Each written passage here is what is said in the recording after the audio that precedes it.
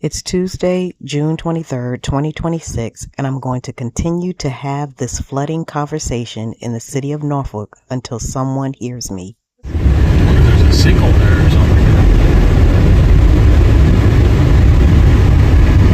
That's a sinkhole. Please remember to pause the video whenever you need to read information displayed that will help you to understand what is going on.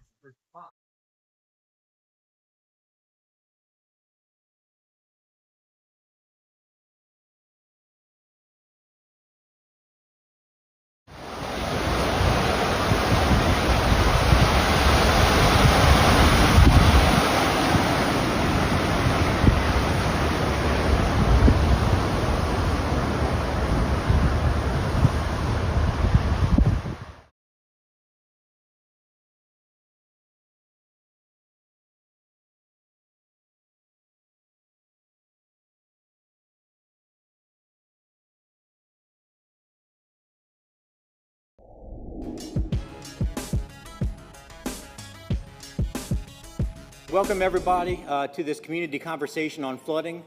First thing I'd like to do is apologize for this huge barrier between us.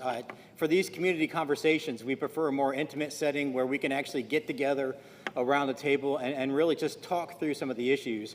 So we have this moat that's in front of us, and we'll do our best to make sure that we can communicate in a way that's comfortable to everybody and that everyone can hear the information being displayed. I want to just take an opportunity to thank you all for coming out this evening. As you know, flooding is a topic that we are having more and more discussion on as time goes by. It seems like if we get 5 drops of rain in Norfolk, we need a rowboat. And so when the topic of community conversations came up regarding flooding, it was definitely an opportunity that I wanted to take to get the information out to the constituents in Super Ward 7. I do also want to thank Mayor Alexander for being here, and also Diane Kaufman, who's representing Senator Kane's office, for being here as well. In case y'all don't know, Senator Kane is up for re-election. But just thought I'd remind you of that. Norfolk is such a beautiful waterfront city, and I don't know about you, but this is my hometown. I was born and raised here in Norfolk. We are also close to sea level, and our proximity to the Chesapeake Bay and several rivers makes us and many of our neighbors vulnerable to flooding. If you've been around in some of the last storms, you know that the water levels have been higher. They get higher and higher as time goes on with each passing storm. And so that's what makes this community conversation very important. 29% of Norfolk's footprint is located within the FEMA mapped high-risk flood zone. And so I'm going to tell you all, like I tell my first-time home buyers, it's called tide water. Tide water, right? And so everywhere in our city, if you will, is in a flood zone. It just determines, it's just a matter of where you are on the flood map, if you are more or less likely to flood. And so we want to make sure that our residents have all the information about what we're doing, number one, and then what they can do as well in terms of protecting their property, which is one of our largest assets, against flooding. Leading to Vision 2100. So why 2100? Couple reasons. One, a lot of our sea level rise projections, they look at that nice round number. We have a nice round number of by 2100 sea levels are going to be at X, Y, or Z. It was a nice round number, easy to look at, but also really helpful is none of us are going to be around for it. So it helps free us as we start to look at this very long range vision. It starts to free us up. I'm not worried about my house because I'm not going to be living in it in 2100. It actually really starts helping people discuss their city without worrying about their own interests. And what it is essentially it's our strategy for how we're going to address things like sea level rise and how we're going to prioritize improvements in the future and reshape our city for 2100 as our world keeps changing. We started Vision 2100 with a process we called asset mapping. And we went out to the community with the help of our Department of Neighborhood Development, and we asked It was nearly 1,000 participants through the process. We asked everybody to do a very simple thing. We asked them to identify the people, places, things, and events that make Norfolk a great city. Simple as that. To stay positive, to not tell us about the missed garbage collection or whatever other issue they had at the time, but just simply tell us what was great about Norfolk and to put it on a map and to tell us where. So if it was a person, if it was Aunt Ellen on the corner, put a dot where Aunt Ellen lives and tell us how she makes Norfolk great. Those are the types of things we wanted to have on a map. Then we came and we said, all right, what do those things represent? Are those values key to our identity? Are those values key to our economy? A great example, the airport was an asset identified many times. Is that a great asset to our economy? Of course it is. Is it a great asset to our identity? Sure, maybe so. But we wanted people to start really putting those values to things. And sorry, the map is a little difficult to see, but you can see on the right side here, you can start to see that clustering. You see the colors showing up in certain areas of the city. That's important. That starts to tell us where we need to prioritize our infrastructure improvements. The things that Richard was talking about, the $100 million investments.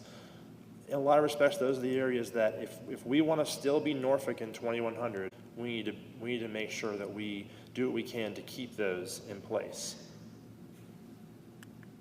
Also, the city's participating in what's called STIR, which is the Startup and Residency Program that engages technology groups to come up ways to improve city processes. And one of our goals is to take the information we have.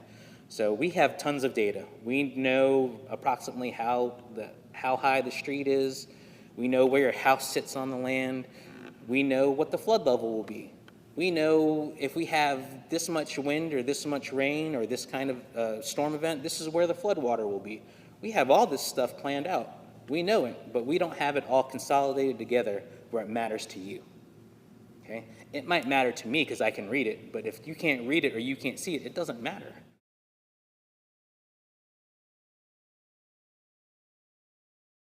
But if you can't read it or you can't see it, it doesn't matter.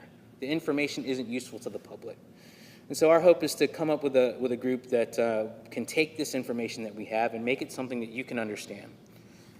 We even know where areas in the city where we know that the water will go into the ground and where the water won't go into the ground easily.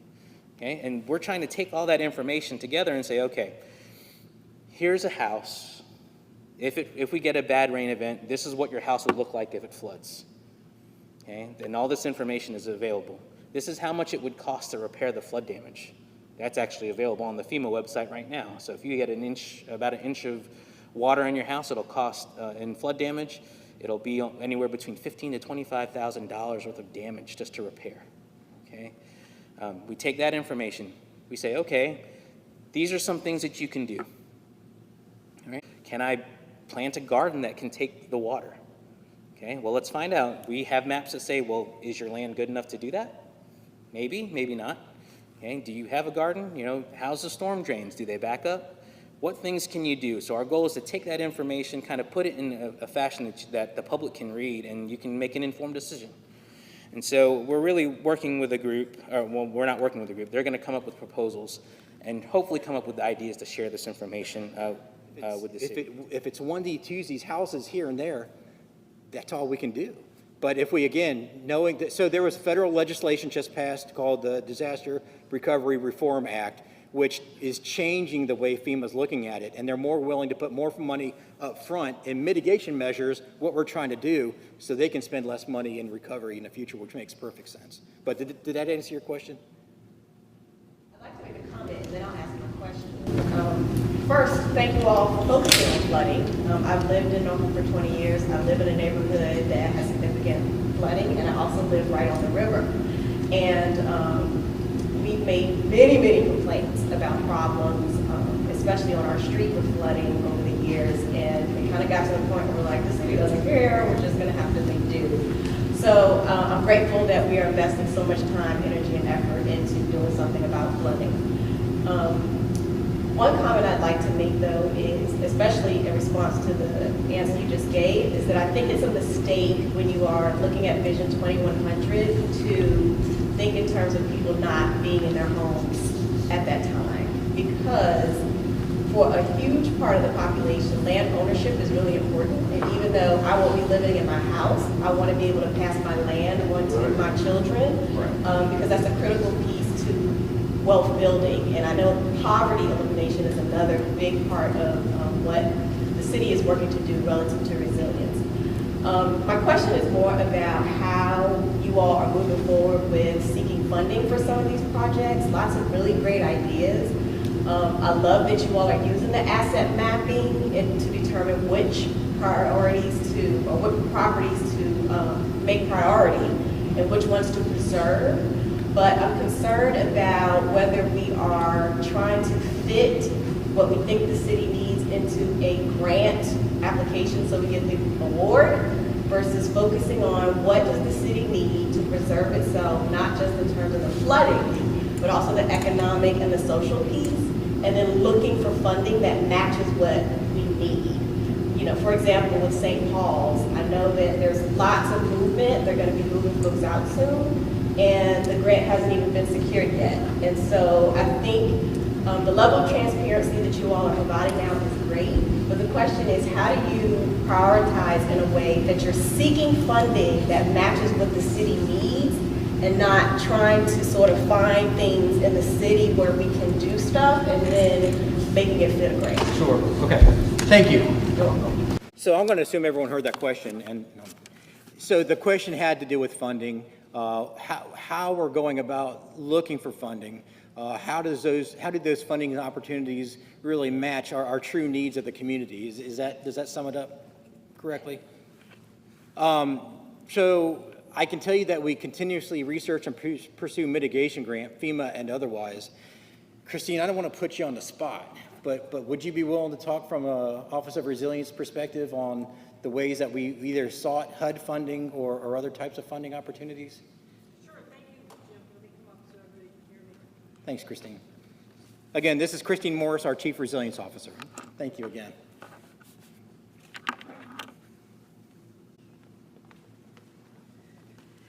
Thank you so much. Funding. It's always such a difficult conversation because these infrastructures are so expensive, right?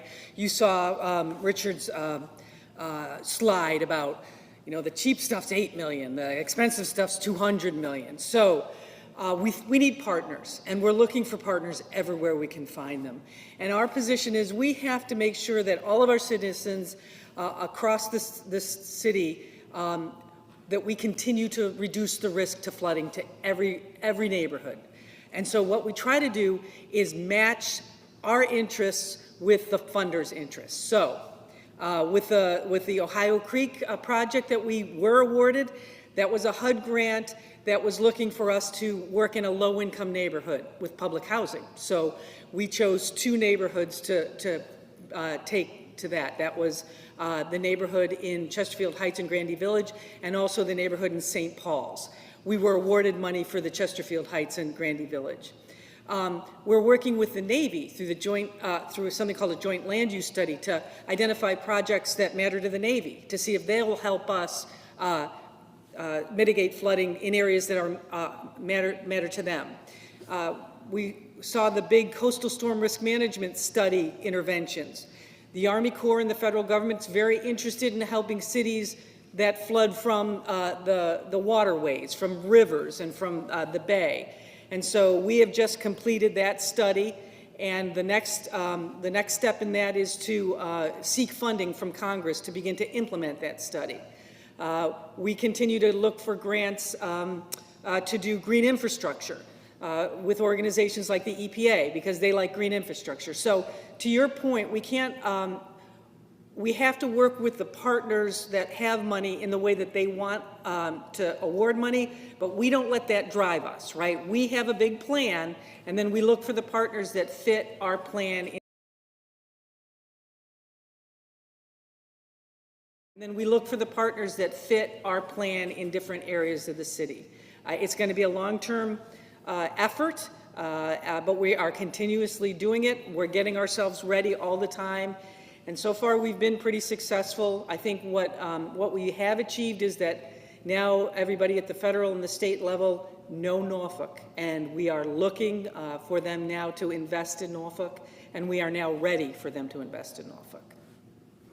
Hope that helped. Thanks, Christine. Sure, my pleasure.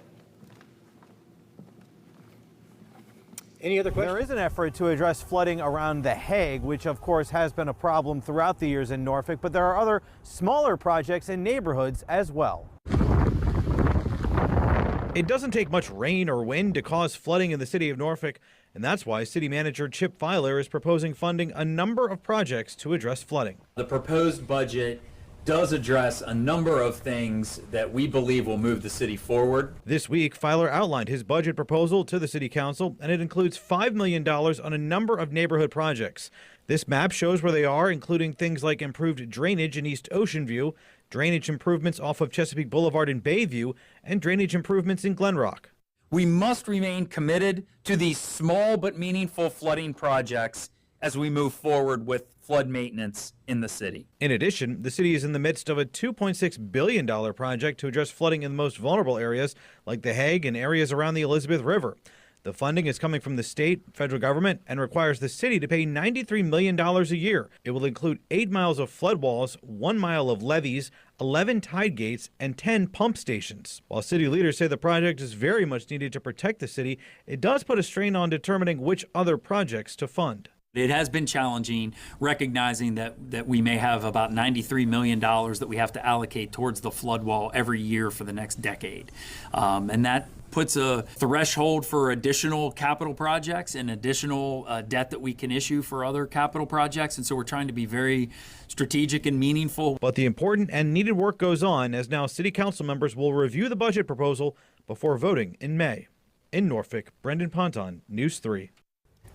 Hampton Roads' coastal flooding threat could grow significantly over the next several years. That's according to research from NASA's Sea Level Change Science Team and the University of Hawaii. News 3 anchor Blaine Stewart looks into this, and you can find his full report on WTKR.com.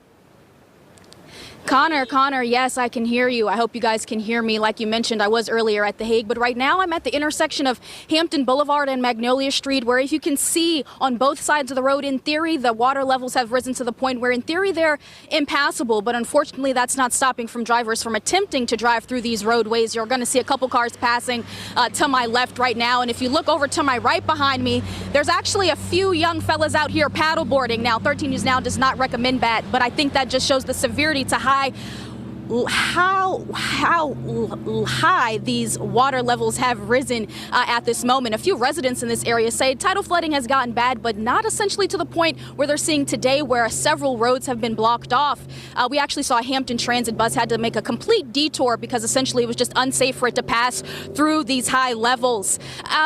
We spoke with the Emergency Management Office in Norfolk earlier this week that said that there are several areas in Norfolk that are prone to flooding. Although he didn't mention this area, he did mention the area in The Hague, and over in Ocean View near Pleasant Avenue and 16th Bay Street, there's residents are experiencing some flooding there. But essentially in moments like this, it's never safe to attempt to drive through these flooded waters. Not only do you not know what's contaminated in these waters, driving through them could severely damage your vehicles, and I really just don't think that's worth it at this time. So turn around, do not drown. Again, I'm at the intersection of Magnolia Avenue and Hampton Boulevard in Norfolk, where you're going to notice just how high these water levels have risen. So again, just turn around, find a detour, report any hazardous conditions through the My Norfolk app, and use Waze, the Waze traffic app, to find any safest alternative routes at this time. Now, there's just a high volume of residents in the neighborhood just really in awe at how bad essentially it's gotten. And as the wind gusts continue to pick up throughout the night, and with high tide peak just 30 minutes ago in Sewell's Point, it's the possibility of more coastal flooding and tidal flooding could persist into the beginning of the work week and school week. We've actually already seen Accomack County Public Schools transition to virtual learning tomorrow. So be sure to stay here with us at 13 News Now as we update you as more information from city officials becomes available at this time. And remember just to stay safe and vigilant and monitor your forecast. That's all I have right now, Connor. Back to you.